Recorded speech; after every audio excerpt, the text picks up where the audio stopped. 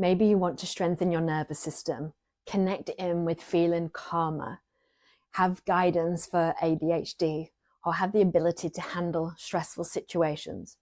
Or maybe you just want to connect inwards, connect into your intuition and to those higher powers. Meditation is so beneficial for so many different reasons, but definitely in growing a successful, expanding business. So if you're new to this channel, a big welcome. My name's Melanie, and I've been growing businesses in the wellness world since 2011, and also coaching and helping other people to do the same. So the first one I want to mention is guided meditation. Guided meditations are fantastic, and they're perfect, especially if you're a beginner in meditation. You're often guided to relax, you're guided through the meditation and guided back out the other end. So really all you have to do is just show up. It's also great if you need reminding to close down that busy mind, because the mind does wander, and that's what it's going to do, and that's normal. And the more we meditate, sometimes the less it wanders, or the quicker we realize that it has wandered. So in a guided meditation, because you're instructed to consider and to visualize, it can really help close down that busy mind. I release a guided meditation connected into business every single Monday on my YouTube channel, so look out for that. And also what's great with that visualization, it helps you step into what you want to create. So when we come to manifest, we're not trying to look at it in the future, we want to bring it into the now. So we talk about the feeling as though it already has happened, and that's what we do with guided meditation. The second meditation is a sleeping meditation. Often you're in bed, you're cozied up, and the meditation will guide you into that relaxation, so guiding the mind and the body. And then as you begin to drift off, it will go into maybe binaural beats, or you might have gong. So why is sleep meditation really important? Most people spend 95% of their day in their subconscious mind, basically on autopilot. If you practice self-awareness and mindfulness, you might have actually changed that and shifted that. So you're more in your conscious mind. You have more awareness of your thoughts, of your mental chatter, and more awareness of what you do and how you connect. Now, when you go to sleep, the conscious mind obviously is closed down. It's shut down. It's relaxing. It's resting, which basically means the subconscious has the rule of the mind, and it can do whatever it wants. Hence why we sometimes have some weird and funky dreams. It's the way the subconscious mind processes the day or the moments or the times that we're in. And actually there's a lot that's really undiscovered about dreams and why we do dream certain things. But when we connect in with binaural beats or with the gong or with mantras, it shifts the frequency in the room. It shifts the frequency for us as an individual. And so it can override the subconscious. It can override the ability for the subconscious to rule. And so that's why sleep meditation or listening to the gong or listening to mantras while you sleep, and it only has to be really low, it doesn't have to be very loud at all, is really powerful as a habit. Also, what's really important just before we sleep is what we think, because what we think and what we process the last few moments before we fall asleep can be brought into our sleep as well. So again, if we're visualizing and we're dreaming and we're feeling like excited about what we're creating, or maybe we're tuning into affirmations as we fall asleep, that's really going to help as well when that conscious mind is switched off and that subconscious mind steps in. We're basically trying to program the subconscious mind while we have the awareness to do that. So when we fall asleep, we've got that good stuff coming through. These are the waves, the brain waves. The next meditation I want to speak about is one of my favorites, and that's Kundalini yoga and meditation. In Kundalini, we can use mantras, we can use breath work, or sometimes it's just a closing down of the mind altogether. Sometimes we use mudras, which are hand positions. And they are very powerful meditations, and they're even more powerful if we're consistent at doing them as well. So there's actually been many studies into the powers of Kundalini yoga. One mantra and meditation in particular is Kirtan Kriya, which I can link that on this video, and you can go and check that out and maybe try it yourself. It's just 12 minutes. And the results from that study really do speak for themselves. I'll also link below the interview with Dr. Amen and Stephen Bartlett in discussing the powers and the benefits of Kundalini yoga in the last interview they did on the podcast of a CEO. One of the many things I also love about Kundalini meditation is that you can really choose a meditation that you feel like you need right now. So you can choose one for magnetism, one for confidence, you can choose one for connecting into your higher purpose. And there's so many different titled meditations that you can link into. I do one called the addiction meditation. It's just 3 minutes a day, and it really clears any addictive thoughts, addictive habits that just aren't serving you. And you don't need to think about it. You just do the meditation as guided, and it's powerful. It really shifts and changes everything. And it really does shift and changes out of a habitual way of being and thinking. So if we're looking to use a meditation to help guide us onto our higher path or onto that next level in our business, Kundalini yoga is very powerful.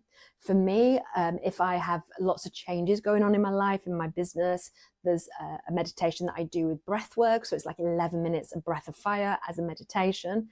And I always connect into that one. Again, you can be really handpick how you want to create your morning routine or your routine with those meditations. But like I say, it could even just be 3 minutes a day in your car, which I guess kind of nearly everyone can do. You don't have to be sat in a mat or in a studio to do them. So the next meditation I want to speak about is what I call journaling meditation. It could be what's called pages. So every morning when you wake up, you just write, and you don't have to think. You just write and write and write, pages and pages.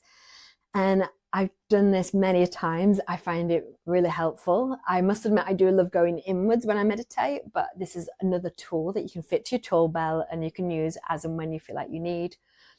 But there's an element of clearing with it. I always think when you maybe had problems with your plumbing and a plumber comes and then you switch on the tap and then it's dirty, isn't it, to begin with? But the more you run the tap, the clearer it gets. That's what I feel like we're doing pages every day.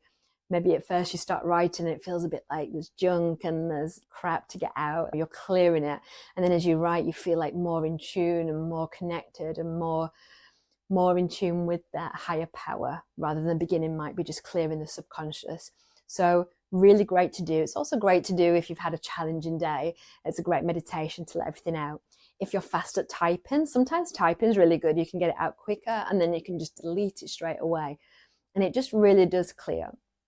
Another meditation you can do that I would call journaling meditation is when you meditate and then you have your journal and pen right there with you. And then as soon as you finish and you come out, you just journal. You write everything and anything that comes to your mind. Very, very powerful, because you've taken that moment to connect inwards and upwards to the higher powers. And so any downloads of any messages or anything that comes up, writing that down, it's coming from a real clear place. Again, I'll link that somewhere down below or up here of a meditation that I have on my YouTube channel already, so you can try that out. The next type of meditations is what I would call observing meditations.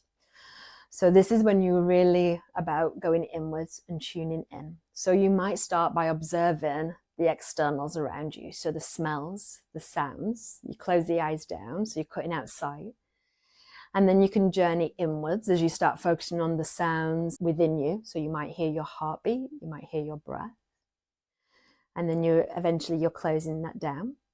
And then you can either go into scanning the body. So you might start at the top of the head, scanning all the way down, scanning back up again. And you can continue with that as you meditate. Or you could even just focus on the tip of your nose, or basically where the breath comes in through the nose and then goes out. So you're focusing on a really small point, and that can really help, again, close the active mind down. What I always find helpful for me is closing the eyes down, but bringing the eye gaze to between the eyebrows at the third eye, and then resting the tongue on the roof of the mouth, just behind the teeth. It locks in that focus as well. It can help calm down the mind.